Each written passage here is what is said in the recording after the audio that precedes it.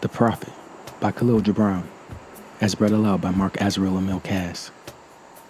Chapter 1, The Coming of the Ship. Al-Mustafa, the chosen and the beloved, who was dawned into his own day, had waited 12 years in the city of Orphalese for his ship to return and bear him back to the isle of his birth. And in the 12th year, on the 7th day of Elul, the month of reaping, he climbed the hill without the city walls and looked seaward, and he beheld his ship coming with the mist. Then the gates of his heart were flung open, and his joy flew far over the sea, and he closed his eyes and prayed in the silences of his soul. But as he descended the hill, a sadness came upon him, and he thought in his heart, "How shall I go in peace and without sorrow? Nay, not without a wound in the spirit shall I leave this city.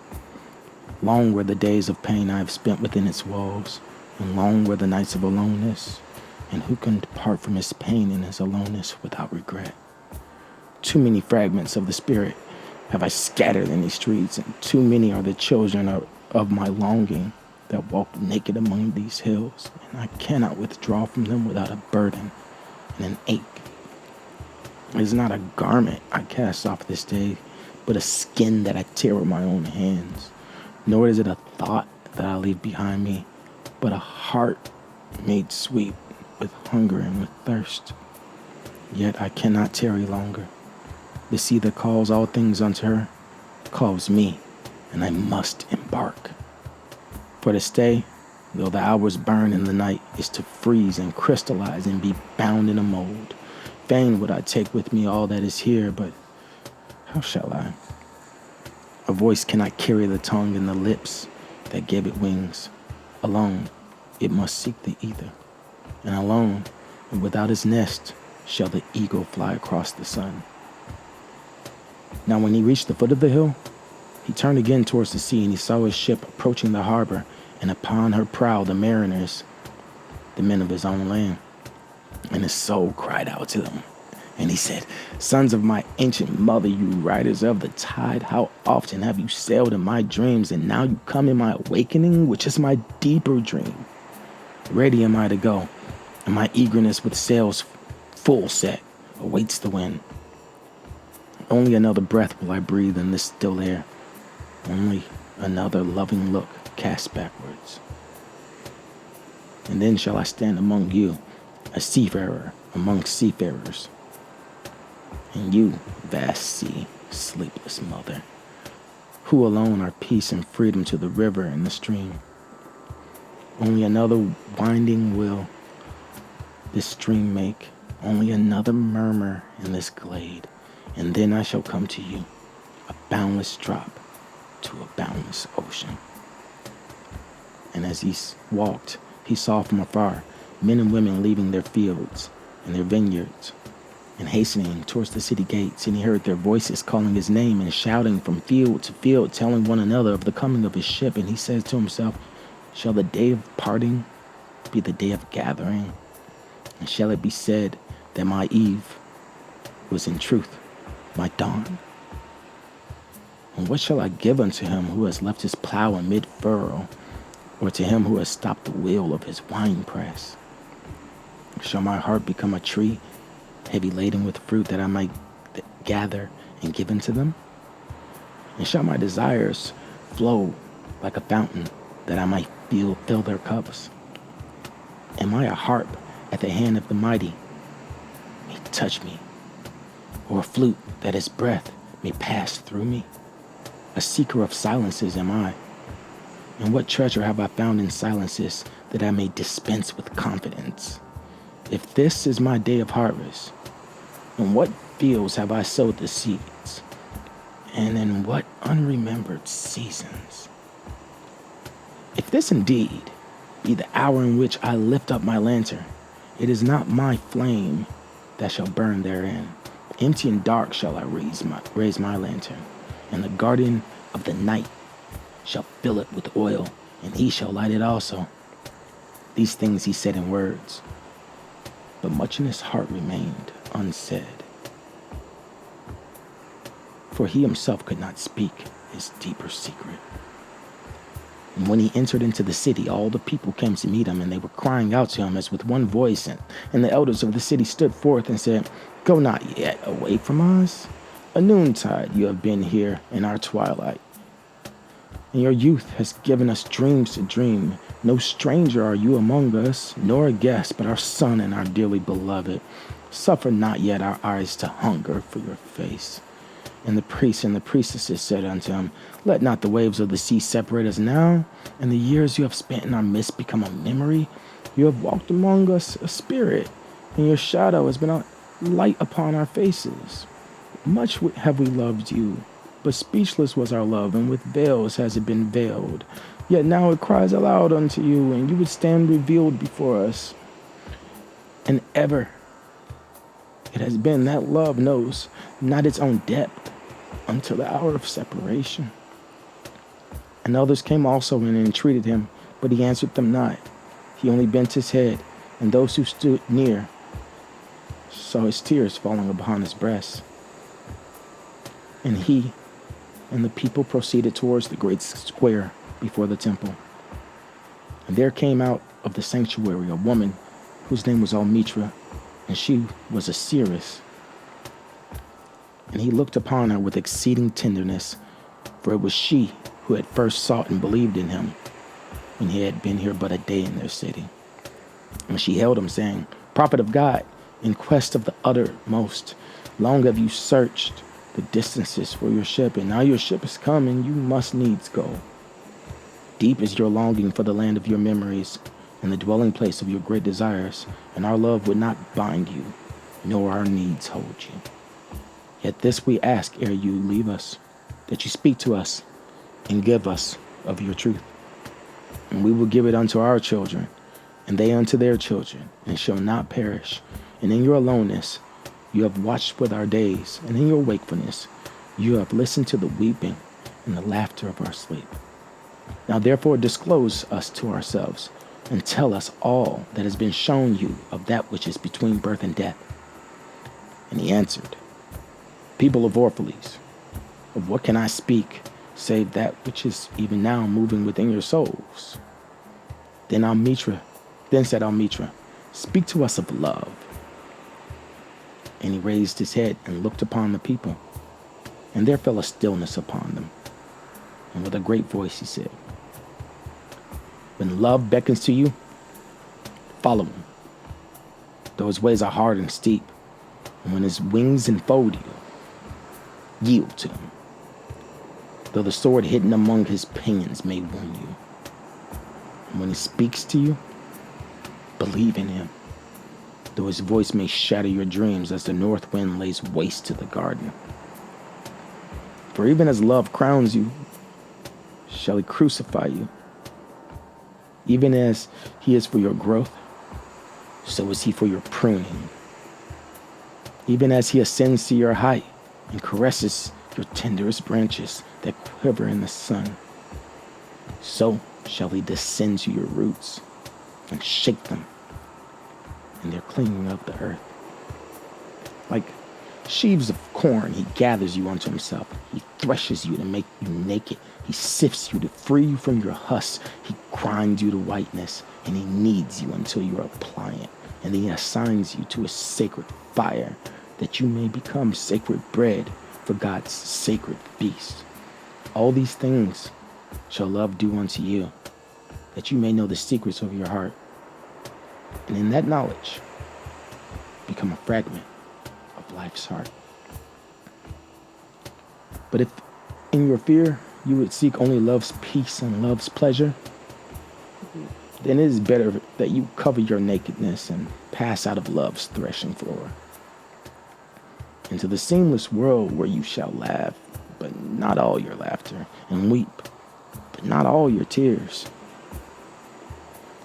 Love gives us naught but itself, and takes naught but from itself. Love possesses not, nor would it be possessed. For love is sufficient unto love. When you love, you should not say, "God is in my heart," but rather, "I am in the heart of God." And think not you can direct the course of love, for love, if it finds you worthy, directs your course. Love has no other desire but to fulfill itself. But if you love and must needs have desires, let these be your desires, to melt and be like a running brook that sings melody into the night. To know pain, the pain of too much tenderness. To be wounded by your own understanding of love. And to bleed willfully, willingly, and joyfully. To wake at dawn with a winged heart and give thanks for another day of loving. To rest at the noon hour and meditate love's ecstasy.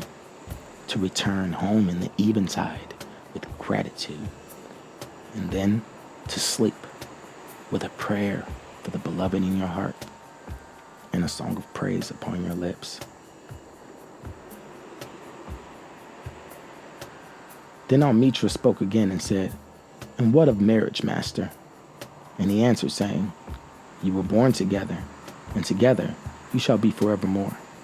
You shall be together when the white wings of death scatter your days. Aye, you shall be together even in the silent memory of God. But let there be spaces in your togetherness, and let the winds of the heavens dance between you.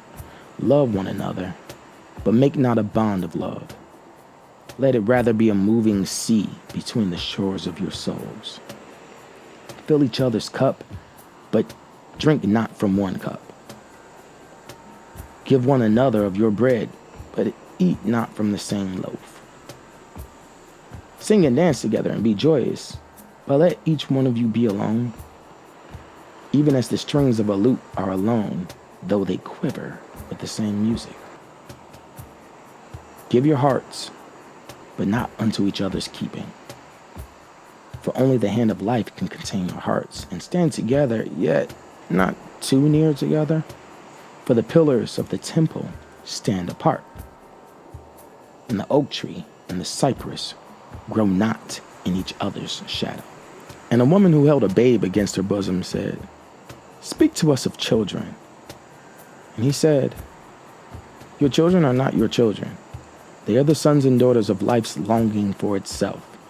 They come through you, but not from you. And though they are with you, yet they belong not to you. You may give them your love, but not your thoughts, for they have their own thoughts. You may house their bodies, but not their souls. For their souls dwell in the house of tomorrow, which you cannot visit, not even in your dreams. You may strive to be like them, but seek not to make them like you. For life goes not backwards, nor tarries with yesterday. You are the bows from which your children, as living arrows, are sent forth. The archer sees the mark open upon the path of the infinite, and he bends you with his might, so that his arrows may go swift and far. Let your bending in the archer's hand be for gladness, for even as he loves the arrow that flies, so he loves also the bow that is stable." Then said a rich man, "Speak to us of giving." And he answered, "You give but little when you give of your possessions. It is when you give of yourself that you truly give. For what are your possessions but things you keep and guard for fear you might need them tomorrow? And tomorrow, what shall tomorrow bring to the overprudent dog burying bones in the trackless sands as he follows the pilgrims to the holy city? And what is fear of need but need itself? Is not dread of thirst when your well is full, the thirst that is unquenchable? There are those who give little of the much they have, and they give it for recognition, and their hidden desire makes their gifts unwholesome. And there are those who have little and give it all. These are the believers in life and the bounty of life, and their coffer is never empty. There are those who give with joy, and that joy is their reward. And there are those who give with pain, and that pain is their baptism. And there are those who give and know not pain in giving, nor do they seek joy, nor give with mindfulness of virtue. They give as in yonder valley the myrtle breathes its fragrance into space. Through the hands of such as these, God speaks, and from behind their eyes he smiles upon the earth. It is well to give when asked, but it is better to give unasked, through understanding. And to the open-handed, the search for one who shall receive is joy greater than giving. And is there aught you would withhold? All you have shall be given someday. Therefore give now, that the season of giving may be yours and not your inheritors. You often say, I would give, but only to the deserving. The trees in your orchard say not so, nor the flocks of your pasture. They give that they may live, for to withhold is to perish. Surely he who is worthy to receive his days and his nights is worthy of all else from you. And he who has deserved to drink from the ocean of life deserves to fill his cup from your little stream. And what desert greater shall there be than that which lies in the courage and the confidence, nay, the charity of receiving? And who are you that men should rend their bosom and unveil their pride, that you may see their worth naked and their pride unabashed? See first that you yourself deserve to be a giver and an instrument of giving. For in truth, it is life that gives unto life, while you who deem yourself a giver are but a witness. And you receivers, and you all are receivers, assume no weight of gratitude, lest you lay a yoke upon yourself and upon him who gives. Rather, rise together with the giver on his gifts as on wings. For to be over mindful of your debt is to doubt the generosity of he who has the free-hearted earth for mother and God for father. Then an old man, a keeper of an inn, said, Speak to us of eating and drinking. And he said, Would that you could live on the fragrance of the earth, and like an air plant be sustained by the light. But since you must kill to eat, and rob the newly born of its mother's milk to quench your thirst, then let it be an act of worship. And let your board stand an altar on which the pure and the innocent of the forest and plain are sacrificed for that which is pure and still more innocent in man. When you kill a beast, say to him in your heart, By the same power that slays you, I too am slain, and I too shall be consumed. For the law that delivered you into my hand shall deliver me into a mightier hand. Your blood and my blood is not but the sap that feeds the tree of heaven. And when you crush an apple with your teeth, say to it in your heart, Your seeds shall live in my body, and the buds of your tomorrow shall blossom in my heart, and your fragrance shall be my breath. And together we shall rejoice through all the seasons. And in the autumn, when you gather the grapes of the vineyards for your winepress, say in your heart, I too am a vineyard, and my fruit shall be gathered for the winepress. And like new wine, I shall be kept in eternal vessels. And in winter, when you draw the wine, let there be in your heart a song for each cup. And let there be in the song a remembrance for the autumn days, and for the vineyard, and for the winepress. Then a plowman said, Speak to us of work. And he answered, saying, You work, that you may keep pace with the earth and the soul of the earth. For to be idle is to become a stranger unto the seasons, and to step out of life's procession that marches in majesty and proud submission towards the infinite. When you work, you are a flute through whose heart the whispering of the hours turns into music. Which of you would be a reed, dumb and silent, when all else sings together in unison?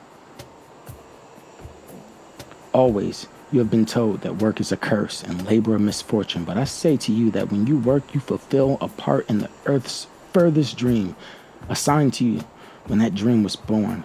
And in keeping yourself with labor, you are in truth loving life. And to love life through labor is to be intimate with life's inmost secret. But if you, in your pain, call birth an affliction and the support of the flesh a curse written upon your brow? Then I answer that not but the sweat of your brow shall wash away that which was written. You have been told also that life is darkness, and in your weariness you echo what was said by the weary. And I say that life is indeed darkness, save when there is an urge. And all urge is blind, save when there is knowledge. And all knowledge is vain, save when there is work. And all work is empty, save when there is love. And when you work with love, you bind yourself to yourself and to one another and to God. What is it to work with love? It is to weave the cloth with threads drawn from your heart, even as if your beloved were to wear that cloth. It is to build a house with affection, even as if your beloved were to dwell in that house. It is to sow seeds with tenderness and reap the harvest with joy, even as if your beloved were to eat that fruit. It is to charge all things you fashion with a breath of your own spirit, and to know that all the blessed dead are standing about you and watching. Often I have heard you say, as if speaking in sleep, he who works in marble and finds the shape of his own soul in stone is nobler than he who plows the soil. And he who seizes the rainbow to lay it on a cloth in the likeness of man is more than he who makes sandals for our feet. But I say, not in sleep, but in the overwakefulness of noontide, that the wind speaks not more sweetly to the giant oaks than to the least of all the blades of grass. And he alone is great, who turns the voice of the wind into a song made sweeter by his own loving. Work is love made visible. And if you cannot work with love, but only with distaste, it is better that you should leave your work and sit at the gate of the temple and take alms of those who work with joy. For if you bake bread with indifference, you'll bake a bitter bread that feeds half but a man's hunger. And if you grudge the crushing of the grapes, your grudge distills a poison in the wine. And if you sing, though as angels, and love not the singing, you muffle man's ears to the voices of the day and the voices of the night. Then a woman said, speak to us of joy and sorrow. And he answered, your joy is your sorrow unmasked.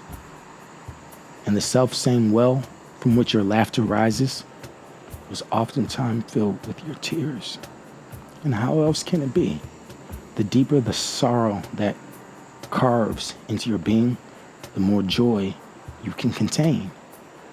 Is not the cup that holds your wine the very cup that was burned in the potter's oven? Is not the lute that soothes your spirit the very wood that was hollowed with knives? When you are joyous, look deep into your heart, and you shall find it is only that which has given you sorrow that is giving you joy. When you are sorrowful, look again in your heart, and you shall see that in truth you are weeping for that which has been your delight. Some of you say, joy is greater than sorrow. And others say, nay, sorrow is the greater. But I say to you, they are inseparable. Together they come. When one sits alone with you at your board, remember, the other's asleep on your bed. Verily, you are suspended like scales between your sorrow and your joy. Only when you are empty are you at a standstill and balanced. When the treasure keeper lifts you to weigh his gold and his silver, needs must your joy or your sorrow rise or fall. Then a mason came forth and said, speak to us of houses. And he answered and said, build of your imaginings a bower in the wilderness ere you build a house within the city walls. For even as you have homecomings in your twilight, so as the wanderer in you, the ever distant and alone. Your house is your larger body. It grows in the sun and sleeps in the stillness of the night. and it is not dreamless. Does not your house dream? And dreaming, leave the city for a grove or a hilltop. Would that I could gather your houses into my hand and like a sower scatter them in the forests and meadows. With the valleys were your streets, and the green paths your alley, that you might seek one another through the vineyards and come with the fragrance of the earth in your garments. But these things are not yet to be, and in their fear your forefathers gathered you too near together, and that fear shall endure a little longer. A little longer shall your city walls separate your hearths from your fields. And tell me, O people of Orphalese, what have you in your houses? What is it you guard with fastened doors? Have you peace, the quiet urge that reveals your power? Have you remembrances, the glimmering arches that span the summits of the mind? Have you beauty, that leads the heart from things fashioned of wood and stone to the holy mountain? Tell me, have you these in your homes? Or have you only comfort and the lust for comfort, that stealthy thing that enters the house as a guest, then becomes a host, and then a master? It becomes a tamer with a hook, and a scourge makes puppets of your larger desires. Though its hands are silken, its heart is of iron. It lulls you to sleep, only to stand by your bed and jeer at the dignity of your flesh. It makes mock of your sound senses and lays them in thistledown like fragile vessels. Verily, the lust for comfort murders the passion of the soul, and then walks grinning at the funeral. But you, children of space, you, restless in rest, you shall not be trapped nor tamed. Your house shall not be an anchor, but a mast. It shall not be a glistening film that covers a wound, but an eyelid that guards the eye. You shall not fold your wings that you may pass through the doors, nor bend your heads that they strike not against the ceiling, nor fear to breathe lest walls should crack and fall down. You shall not dwell in tombs made by the dead for the living. And though of magnificence and splendor, your house shall not hold your secret nor shelter your longing. For that which is boundless in you abides in the mansion of the sky, whose doors the morning mist, and whose windows are the songs and the silences of the night. And the weaver said, Speak to us of clothes. And he answered, Your clothes conceal much of your beauty, yet they hide not the unbeautiful. And though you seek in garments the freedom of privacy, you may find in them a harness and a chain. Would that you could meet the sun and the wind with more of your skin and less of your raiment. For the breath of life is in the sunlight, and the hand of life is in the wind. Some of you say, It is the north wind who has woven the clothes we wear. And I say, it was the north wind. But shame was his loom, and the softening of the sinews was his thread. And when his work was done, he laughed in the forest. Forget not that modesty is for a shield against the eye of the unclean. And when the unclean shall be no more, what were modesty but a fetter and a fouling of the mind? Forget not that the earth delights to feel your bare feet, and the wind longs to play with your hair. And the merchant said, Speak to us of buying and selling. And he answered and said, To you, the earth yields her fruit, and you shall not want if you but know how to fill your hands.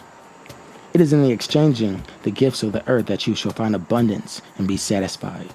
Yet, unless the exchange be in love and kindly justice, it will but lead some to greed and others to hunger.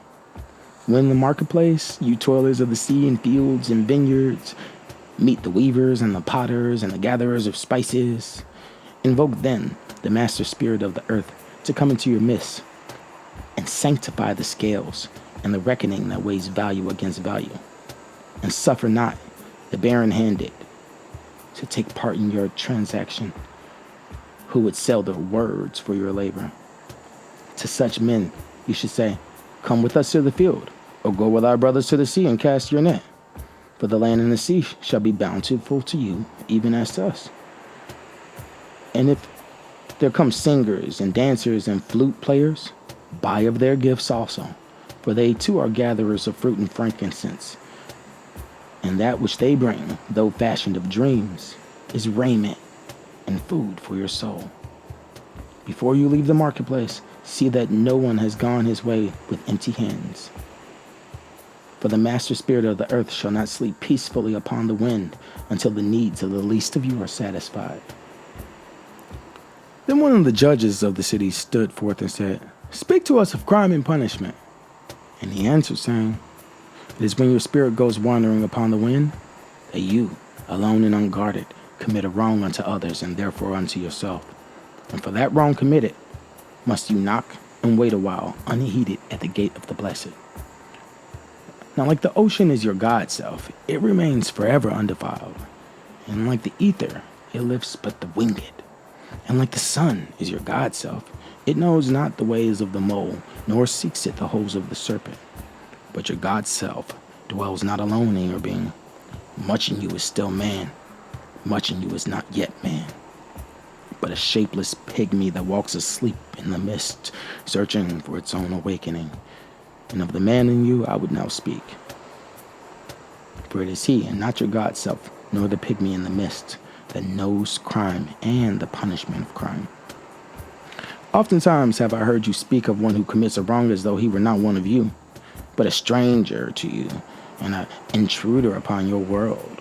But I say, even as the holy and righteous cannot rise beyond the holiest and highest, which is in each and every one of you, so the wicked and weak cannot fall lower than the lowest, which is in you also. And as a single leaf turns not yellow, but with the silent knowledge of the whole tree, so the wrongdoer cannot do wrong without the hidden will of you all. Like a procession, you walk together towards your God self. You are the way and the wayfarers.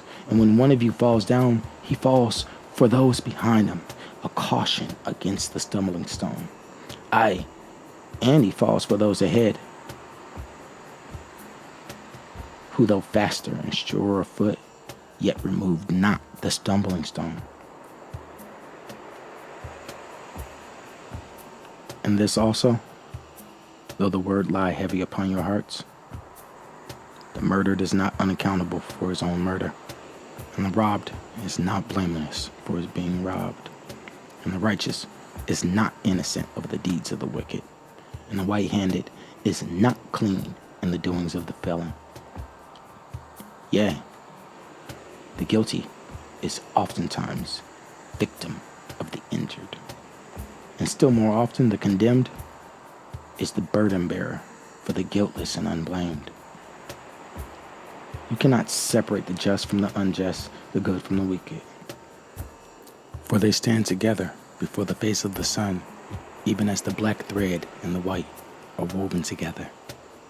And when the black thread breaks, the weaver shall look into the whole cloth, and he shall examine the loom also. If any of you would bring judgment to the unfaithful wife, let him also weigh the heart of her husband in scales, and measure his soul with measurements. And let him who would lash the offender look unto the spirit of the offended.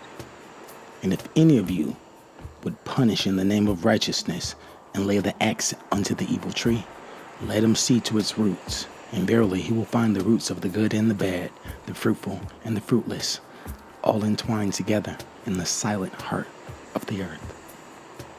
And you judges who would be just, what judgment pronounce you upon him who, though honest in the flesh, yet is a thief in spirit? What penalty lay you upon him who slays in the flesh, yet is himself slain in the spirit? And how prosecute you him who in action is a deceiver and an oppressor, yet who is also aggrieved and outraged? And how shall you punish those whose remorse is already greater than their misdeeds? Is not remorse the justice which is administered by that very law which you would fain serve? Yet you cannot lay remorse upon the innocent, nor lift it from the heart of the guilty.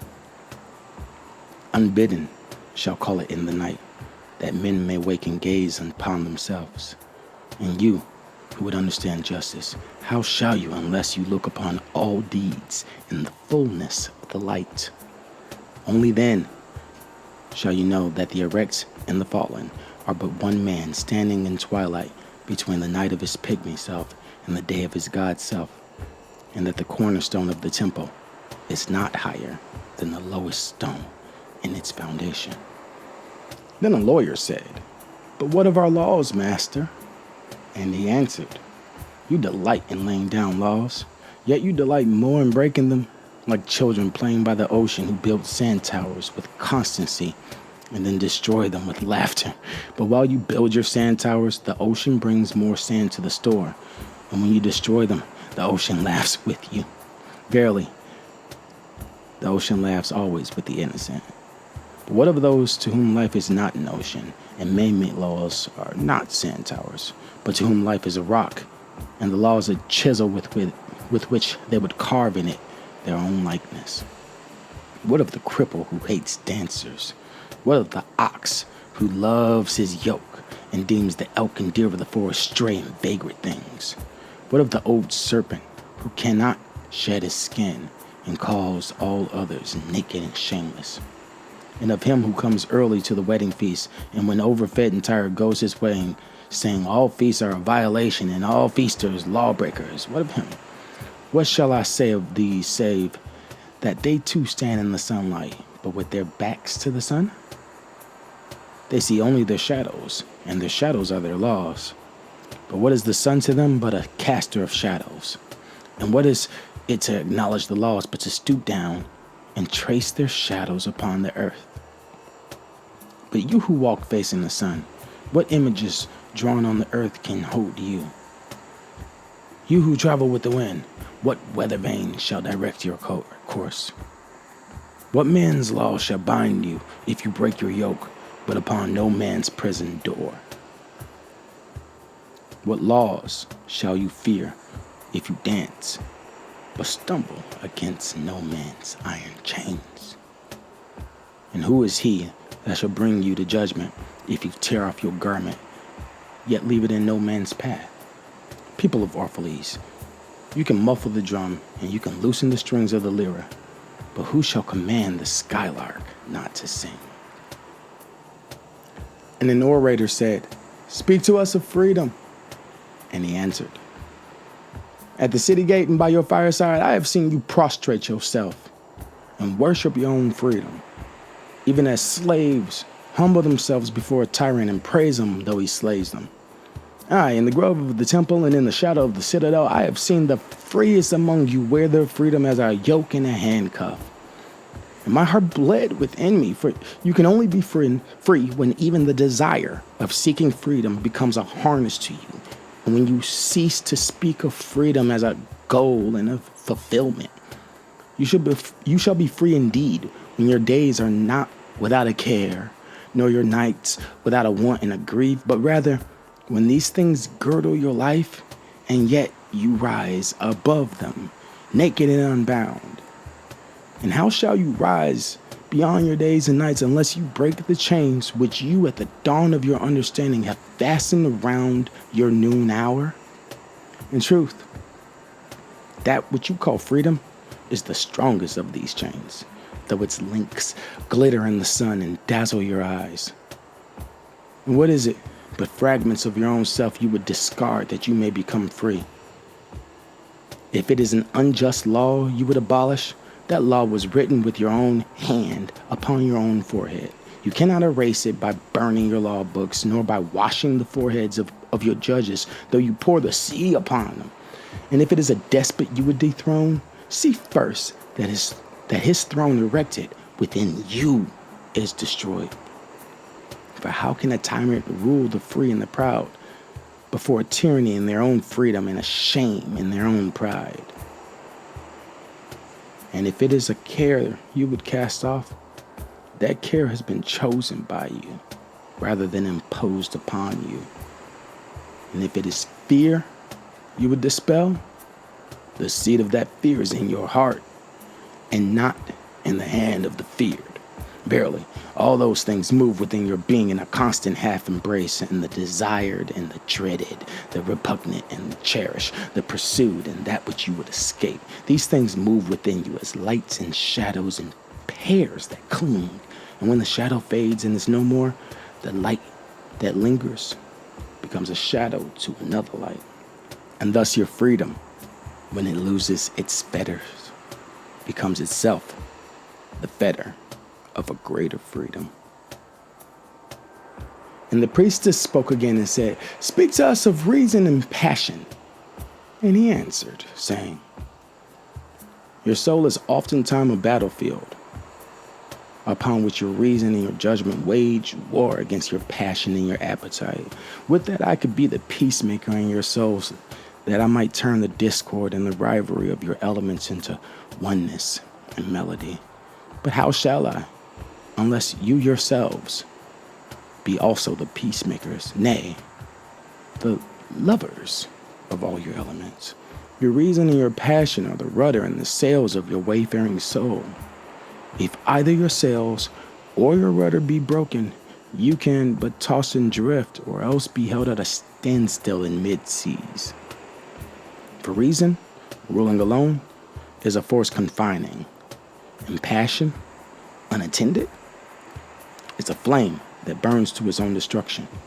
Therefore, let your soul exalt your reason to the height of passion, that it may sing, and let it direct your passion with reason, that your passion may live through its own daily resurrection, and like a phoenix, rise above its own ashes. I would have you consider your judgment and your appetite, even as you would two loved guests in your home. Surely you would not honor one guest above the other, for he who is more mindful of one loses the love and faith of both. Among the hills, when you sit in the cool shade of the white poplar, sharing the peace and serenity of distant fields and meadows, then let your heart say in silence, God rests in reason. And when the storm comes, and the mighty wind shakes the forest, and the thunder and the lightning proclaim the majesty of the sky, then let your heart say in awe, God moves in passion. And since you are a breath in God's sphere and a leaf in God's forest, you too should rest in reason and move in passion. And a woman spoke, saying, Tell us of pain.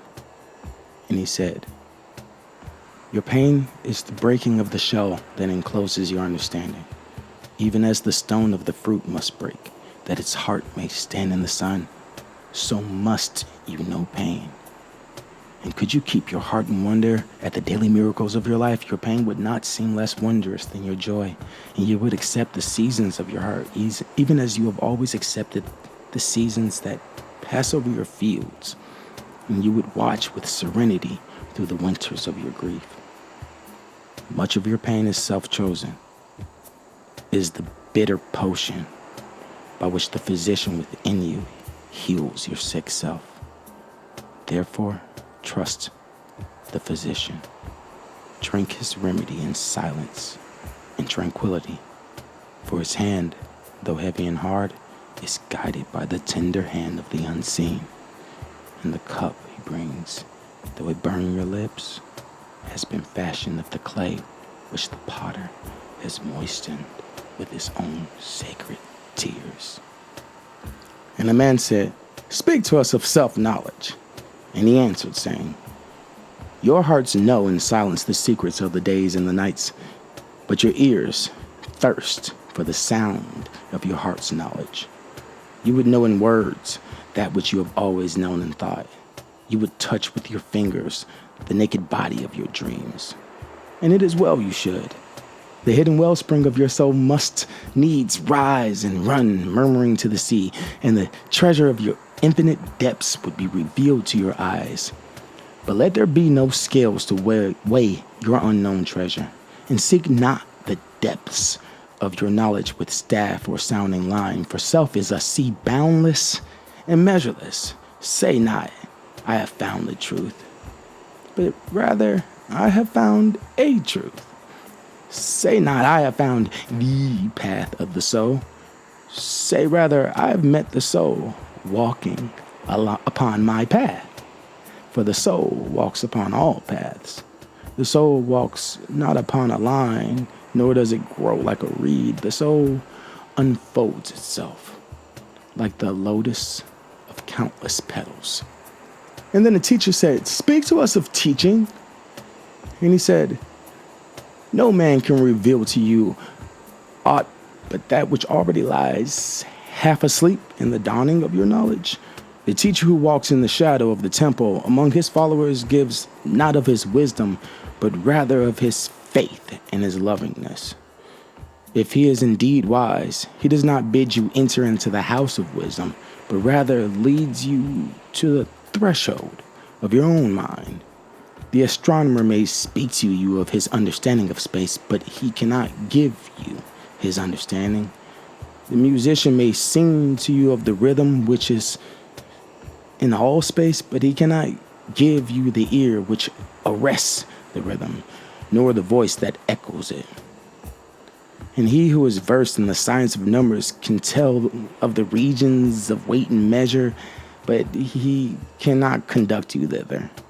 For the vision of one man lends not its wings to another man. And even as each of you stands alone in God's knowledge, so must each of you be alone in his knowledge of God and in his understanding of the earth." And the youth said, "Speak to us of friendship." And he answered, saying, "Your friend is your needs answered. He is your field, which you sow with love and reap with thanksgiving.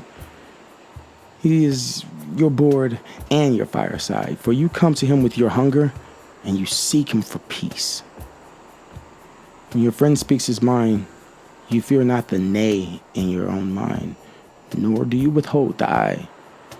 And when he is silent, your heart ceases not to listen to his heart.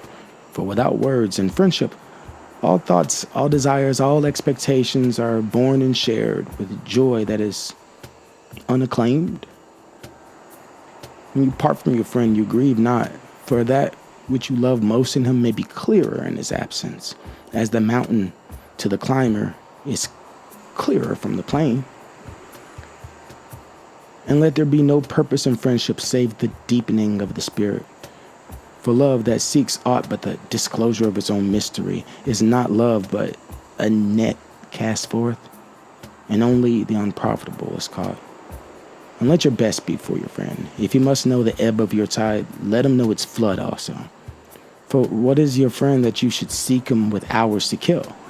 Seek him always with hours to live. For it is his to fill your need, but not your emptiness. And in the sweetness of friendship, let there be laughter and sharing of pleasures. For in the dew of the little things, the heart finds its morning and is refreshed. And then a scholar said, "Speak of talking."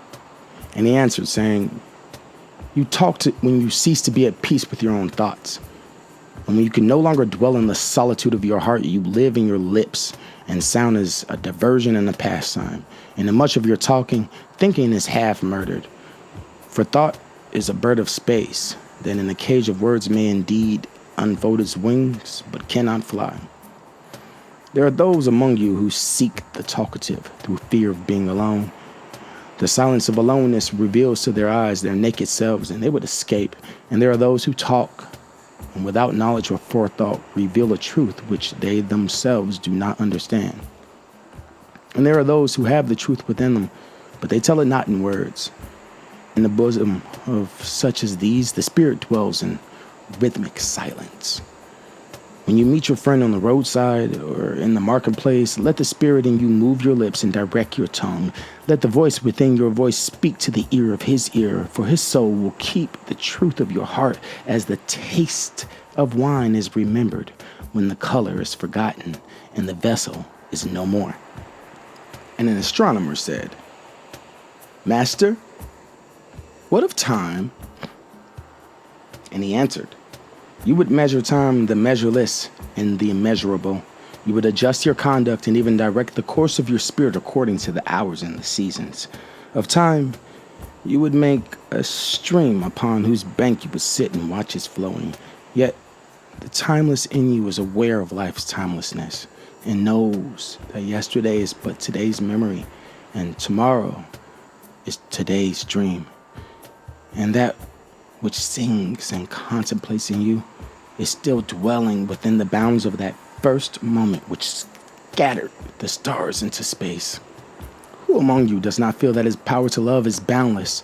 And yet, who does not feel that that very love, though boundless, encompassed within the center of his being, and moving not from love thought to love thought, nor from love deeds to other love deeds, and is not time, even as love is, undivided and paceless? But if in your thought you must measure time into seasons, let each season encircle all the other seasons, and let today embrace the past with remembrance, and the future with longing." And then one of the elders of the city said, "Speak to us of good and evil." And he answered, "Of the good in you I can speak, but not of the evil. For what is evil but good tortured by its own hunger and thirst? Verily, when good is hungry, it seeks food even in dark caves, and when it thirsts, it drinks even of dead waters. You are good when you are one with yourself, yet when you are not one with yourself, you're not evil. For a divided house is not a den of thieves, it's only a divided house. And a ship without rudder may wander aimlessly among perilous isles, yet sink not to the bottom. You are good when you strive to give of yourself, yet you're not evil when you seek gain for yourself. For when you strive for gain, you are but a root that clings to the earth and sucks at her breast. Surely the fruit cannot say to the root, 'Be like me, ripe and full and ever giving of your abundance.' For to the fruit, giving is a need, as receiving is a need to the root. You are good when you are fully awake in your speech, yet you are not evil when you sleep while your tongue staggers without purpose, and even stumbling speech may strengthen a weak tongue. You are good when you walk to your goal firmly and with bold steps, yet you are not evil when you go thither limping. Even those who limp go not backwards. But you who are strong and swift, see that you do not limp before the lame, deeming it kindness. You are good in countless ways, and you are not evil when you are not good. You are only loitering and sluggard. Pity that the stags cannot teach swiftness to the turtles. In your longing for your giant self lies your goodness, and that longing is in all of you. But in some of you, that longing is a torrent rushing with might to the sea, carrying the secrets of the hillsides and the songs of the forest. And in others, it is a flat stream that loses itself in angles and bends and lingers before it reaches the shore. But let not him who longs much say to him who longs little, 'Wherefore are you slowing and halting?' For the truly good ask not the naked, 'Where is your garment?' nor the houseless, 'What has befallen your house?'" Then the priestess said, "Speak to us of prayer." And he answered, saying, "You pray in your distress and in your need. Would that you might pray also in the fullness of your joy and in your days of abundance. For what is prayer but the expansion of yourself into the living ether? And if it is for your comfort to pour your darkness into space, it is also for your delight to pour forth the dawning of your heart. And if you cannot but weep when your soul summons you to prayer, she should spur you again and yet again, though weeping, until you shall come laughing. When you pray, you rise to meet in the air those who are praying at that very hour, and whom save in prayer you may not meet. Therefore, let your visit to that temple invisible be for naught but ecstasy and sweet communion.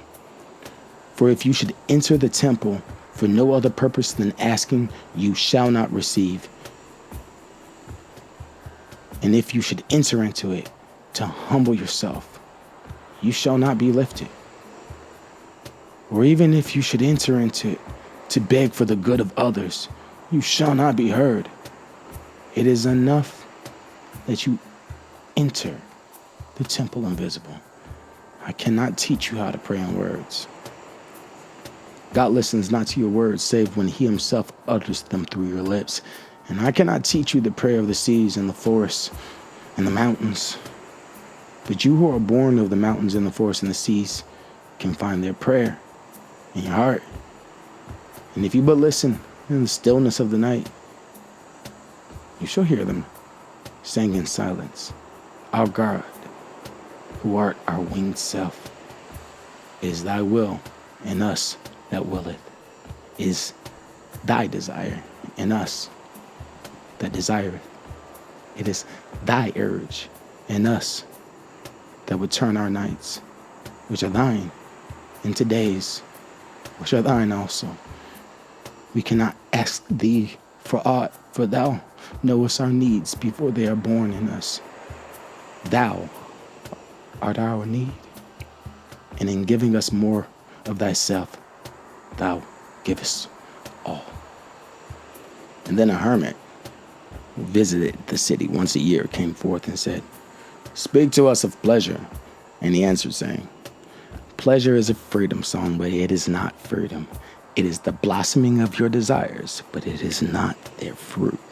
It is a depth calling unto a height, but it is not the deep, and is not the high.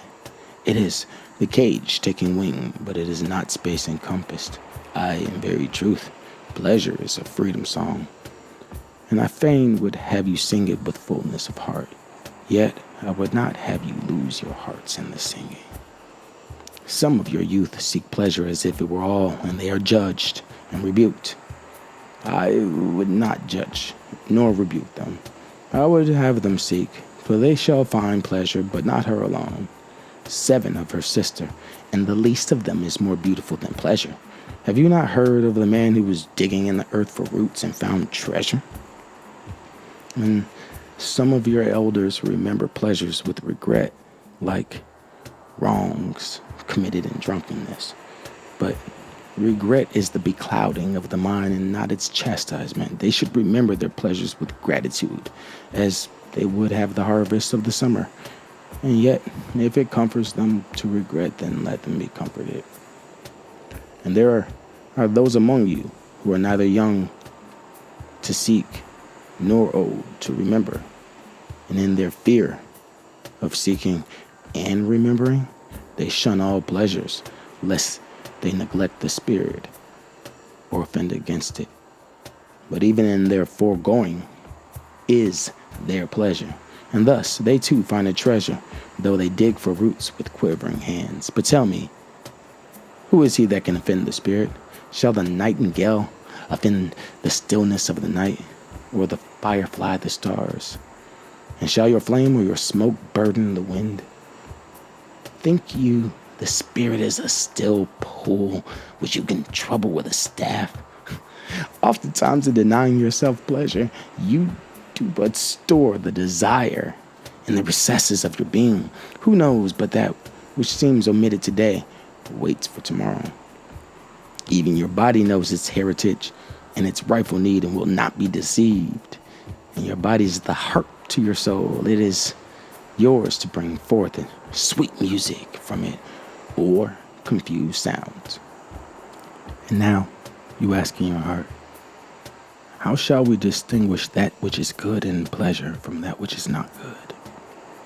Go to your fields and your gardens, and you shall learn that it is the pleasure of the bee to gather honey of the flower, but it is also the pleasure of the flower to yield its honey to the bee.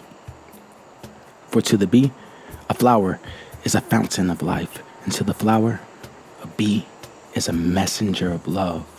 And to both the bee and the flower, the giving and the receiving of pleasure is a need and an ecstasy.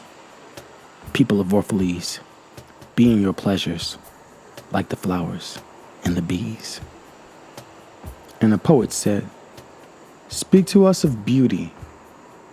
And he answered, "Where shall you seek beauty, and how shall you find her, unless she herself be your way and your guide?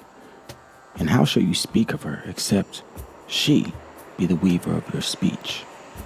The aggrieved and the injured say, "Beauty is kind and gentle, like a young mother, half shy of her own glory, she walks among us."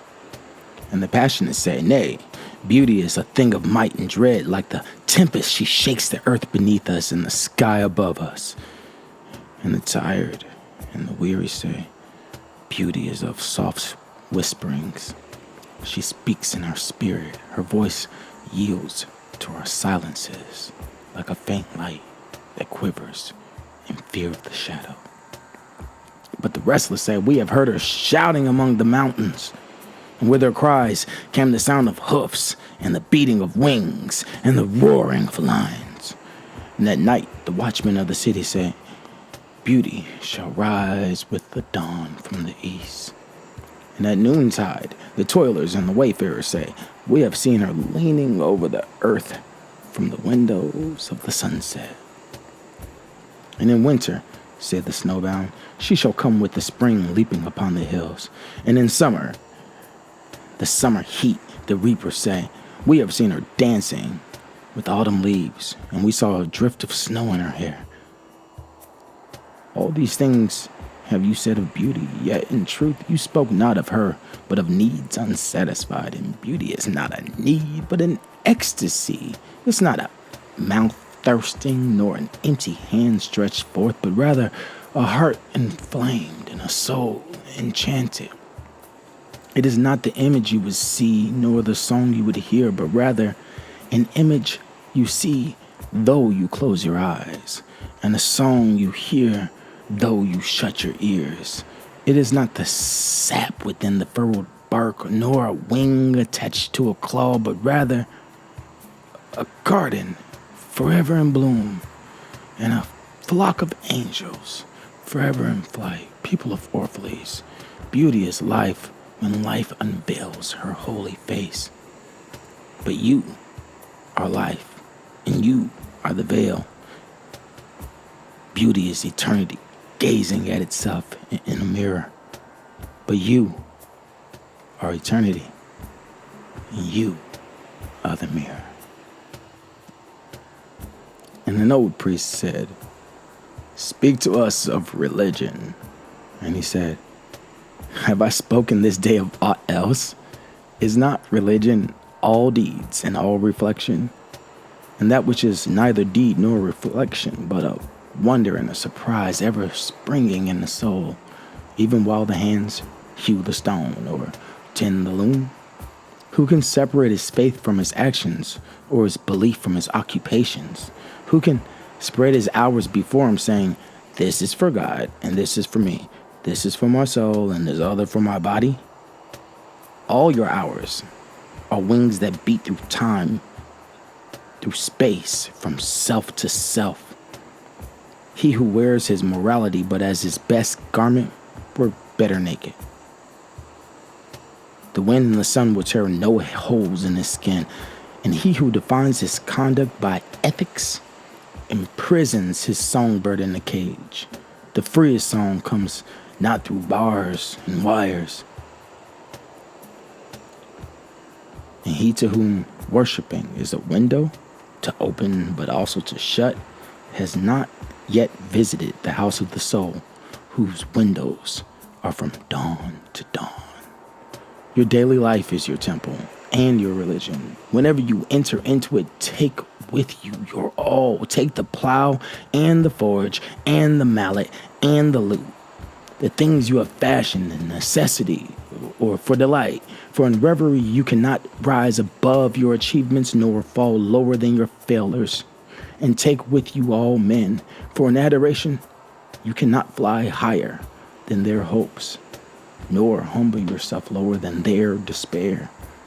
If you would know God, be not therefore a solver of riddles. Rather, look about you, and you shall see him playing with your children. And look into space, you shall see him walking in the cloud, outstretching his arms in the lightning and descending in the rain. You shall see him smiling in the flower, and then rising and waving his hands in the trees. Then Almitra spoke, saying, "We would ask now of death." And he said, "You would know the secret of death, but how shall you find it unless you seek it in the heart of life? The owl, whose night-bound eyes are blind unto the day, cannot unveil the mysteries of light. If you would indeed behold the spirit of death, open your heart wide unto the body of life. For life and death are one, even as the river and sea are one. In the depth of your hopes and desires lies your secret knowledge of the beyond, and like seeds dreaming beneath the snow, your heart dreams of spring. Trust the dreams, for in them is hidden the gate to eternity. Your fear of death is but the trembling of the shepherd when he stands before the king, whose hand is to be laid upon him in honor. Is the shepherd not joyful beneath his trembling, that he shall wear the mark of the king? Yet is he not more mindful of his trembling? For what is it to die but to stand naked in the wind and to melt into the sun? And what is it to cease breathing but to free the breath from its restless tides, that it may rise and expand and seek God unencumbered? Only when you drink from the river of silence shall you indeed sing. And when you have reached the mountaintop, you shall begin to climb. And when the earth shall claim your limbs, then shall you truly dance. And now, it was evening. And Almitra the seer said, "Blessed be this day, and this place, and your spirit that has spoken." And he answered, "Was it I who spoke? Was I not also a listener?" Then he descended the steps of the temple, and all the people followed him. And he reached the ship and stood upon the deck, and facing the people again, he raised his voice and said, "People of Orphalese, the wind bids me leave you. Less hasty am I than the wind, yet I must go. We wanderers, ever seeking the lonelier way, begin no day where we have ended another day. And no sunrise finds us where the sunset left us. Even while the earth sleeps, we travel. We are the seeds of the tenacious plant, and it is in our ripeness and our fullness of heart that we are given to the wind and scattered. Brief were my days among you, and briefer still the words I have spoken. But should my voice fade in your ears, my love vanish in your memory, then I will come again, and with a richer heart and lips more yielding to the Spirit will I speak. Yea, I shall return with the tide, and though death may hide me, and the greater silence enfold me, yet again will I come seeking your understanding, and not in vain will I seek. If aught I have said is truth, that truth shall reveal in itself a clearer voice, and in words more akin to your thoughts. I go with the wind, people of Orphalese, but not down into emptiness. And if this day is not a fulfillment of your needs and my love, then let it be a promise until another day. Man's needs change, but not his love, nor his desire that his love should satisfy his needs. Know therefore that from the greater silence I shall return. The mist that drifts away at dawn, leaving but dew in the fields, shall rise and gather into a cloud, and then fall down in rain. And not unlike the mist have I been. In the stillness of the night, I walked in your streets, and my spirit has entered your houses. And your heartbeats were in my heart, and your breath was upon my face, and I knew you all. I knew your joy and your pain, and in your sleep Your dreams were my dreams, and oftentimes I was among you, a lake among the mountains. I mirrored the summits in you, and in the bending slopes, and even the passing flocks of your thoughts and your desires. Into my silence came the laughter of your children in streams, and the longing of your youths in rivers. And when they reached my depth, the streams and the rivers ceased not yet to sing. But sweeter still than laughter and greater than longing came to me. It was the boundless in you, the vast man in whom you all are but sullen sinews, he in whose chant all your singing is but a soundless throbbing. It is in the vast man that you are vast, and in beholding him that I beheld you, and I loved you. For what distances can love reach that are not in that vast sphere? What visions, what expectations, what presumptions can outsoar that flight? Like a giant oak covered with apple blossoms is the vast man in you. His might binds you to the earth. His fragrance lifts you into space. And his durability, you are deathless. You have been told that even like a chain, you are as weak as your weakest link. This is but half the truth. You are also as strong as your strongest link. To measure you by your smallest deed is to reckon the power of ocean by the frailty of its foam. To judge you by your failures is to cast blame upon the seasons for their inconsistency. You are like the ocean, and though heavy-grounded ships await the tide upon your shores, yet even like an ocean, you cannot hasten your tides. And like the seasons, you are also. And though in winter you deny your spring, yet spring, reposing within you, smiles in her drowsiness and is not offended. Think not I say these things in order that you may say to one to the other, he praised us well, he saw the good in us. I only speak to you in words of that which you yourselves know in thought. And what is word knowledge but a shadow of wordless knowledge? Your thoughts and my words are waves from a sealed memory that keeps records of our yesterdays. And of the ancient days when the earth knew not us nor herself. And of the nights when earth was uproar with confusion. Wise men have come to you to give you of their wisdom. I came to take of your wisdom. And behold, I have found that which is greater than wisdom. It is a flame spirit in you, ever gathering more of itself, while you, heedless of its expansion, bewail the withering of your days. It is life in quest of life in bodies that fear the grave. There are no graves here. These mountains and plains are a cradle and a stepping stone.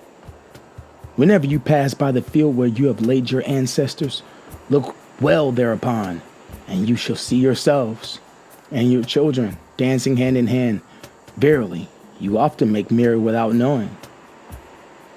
Others have come to you, to whom for golden promises made unto your faith you have given but riches and power and glory. Less than a promise have I given, and yet more generous you have been to me. You have given me my deeper thirsting after life. Surely there is no greater gift to a man than that which turns all his aims into parching lips and all life into a fountain. And in this lies my honor and my reward, that whenever I come to the fountain to drink, I find the living water itself is thirsty, and it drinks me while I drink it. Some of you have deemed me proud and overshy to receive gifts. Too proud I am to receive wages, but not gifts. And though I have eaten berries among the hills, and you would have had me sit at your board, and I slept in the portico of the temple, when you would have gladly sheltered me. Yet, was it not your loving mindfulness of my days and my nights that made food sweet to my mouth and girdled my sleep with visions? For this, I bless you most. You give much, and know not that you give at all. Verily, the kindness that gazes upon itself in a mirror turns to stone, and a good deed that calls itself by tender names becomes the parent to a curse. And some of you have called me aloof and drunk with my own aloofness. And you have said, he holds counsels with the trees of the forest, but not with men. He sits alone on the hilltops and just looks down upon our city. It's true. True it is that I have climbed the hills and walked in remote places. How could I have seen you save from a great height or a great distance? How can one be indeed near unless he is far? And others among you called unto me, not in words, and they said, Stranger, stranger, lover of unreachable heights, why dwell you among the summits where eagles built their nests? Why seek you the unattainable? What storms would you trap in your net? And what vaporous birds do you hunt in the sky? Come and be one of us, descend and appease your hunger with our bread, and quench your thirst with our wine. In the solitude of their souls they said these things. But were their solitude deeper, they would have known that I sought the secret of your joy and your pain. I hunted only your larger selves that walk in the sky. But the hunter was also hunted, for many of my arrows left my bow only to seek my own breast. And the flyer was also the creeper, for when my wings were spread in the sun, their shadow upon the earth was a turtle. And I, the believer, was also the doubter.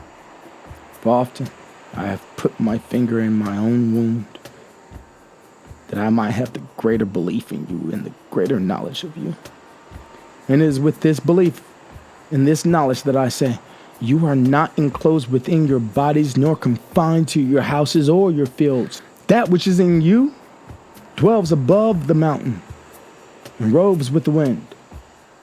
It is not a thing that crawls into the sun for warmth or digs holes into darkness for safety, but a thing free, a spirit that envelops the earth and moves in the ether. If these be vague words, then seek not to clear them. Vague and nebulous is the beginning of all things, but not their end. And I would fain have you remember me as a beginning. Life and all that lives is conceived in the mist and not in the crystal. And who knows? But a crystal is a mist in decay. This I would have you remember in the remembering of me. That which seems most feeble and bewildered in you is the strongest and most determined. Is it not your breath that has erected and hardened the structure of your bones? And is it not a dream which none of you remember having dreamt, that built your city and fashioned all there is in it? Could you but see the tides of that breath, you would cease to see all else.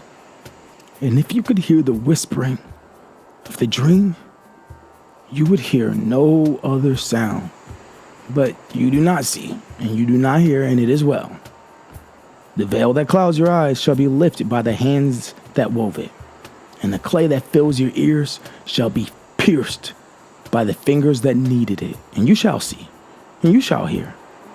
Yet you shall not deplore having known blindness, nor regret having been deaf. For in that day you shall know that the hidden purpose is in all things. And you shall bless darkness as you would bless light. After saying these things, he looked about them, and he saw the pilot of his ship standing by the helm, and gazing now at the full sails and now at the distance. And he said, "Patient over patient is the captain of my ship. The wind blows, and restless are the sails. Even the rudder begs direction, yet my captain awaits my silence. And these, my mariners, who have heard the choir of the greater sea, they too have heard me patiently, and now they shall wait no longer. I am ready. The stream has reached the sea, and once more the great mother holds her son against her breasts. Fare you well, people of Orphalese. This day is ended. It is closing upon us, even as the water lily closes upon its own tomorrow. What was given here, we shall keep. And if it suffices not, then again must we come together and together stretch our hands unto the giver. Forget not that I shall come back. A little while, my longings shall gather dust and foam for another body. A little while, a moment of rest upon the wind, and another woman shall bear me. Farewell to you and the youth. I have spent time with you. It was but yesterday we met in a dream. You have sung to me in my aloneness, and I of your longings have built a tower in the sky. But now our sleep is fled, and our dream is over, and it is no longer dawn. The noontide is upon us, and our half-waking has turned to fuller day, and we must part. If in the twilight of memory we should meet once more, we shall speak again together, and you shall sing to me a deeper song. And if our hands should meet in another dream, we shall build another tower in the sky." So saying, he made a signal to the seamen, and straightway they weighed anchor and cast the ship loose from its moorings, and they moved eastward. And a cry came from the people as from a single heart, and it rose into the dusk and was carried out over the sea like a great trumpeting. Only Almitra was silent, gazing after the ship until it had vanished into the mist. And when all the people were dispersed, she still stood alone upon the seawall, remembering in her heart his saying, "A little while, a moment of rest upon the wind, and another woman shall bear me." The Prophet by Khalil Gibran, as read aloud by Mark Azrael Emil Cast.